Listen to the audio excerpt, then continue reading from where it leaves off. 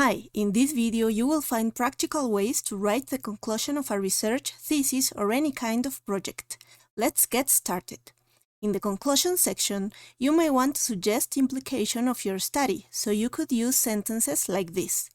The results of this research support the idea that, and you mention an explanation or assumption that can be extracted as a consequence of your results. Or look at this sentence.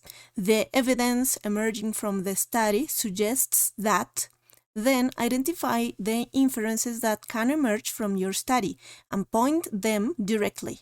You may also want to state the limitation of your study. This is quite common, so you could say something like, the present research was limited by, and there you can mention some risks or weaknesses of your project, things like obstacles that held back what you could have done and what could have been greater in your research.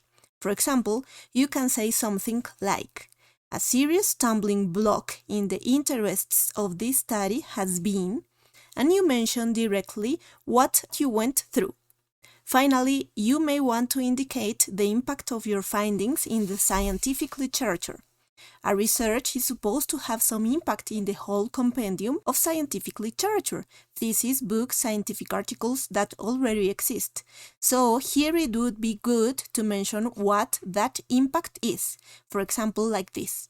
The present study makes several notable contributions to, or for example, the results of this study provide a new understanding of, and you mention what your contribution would be. So go ahead and use any of these ideas to build your conclusions. If you learned something from this video, subscribe and remember, research is easy.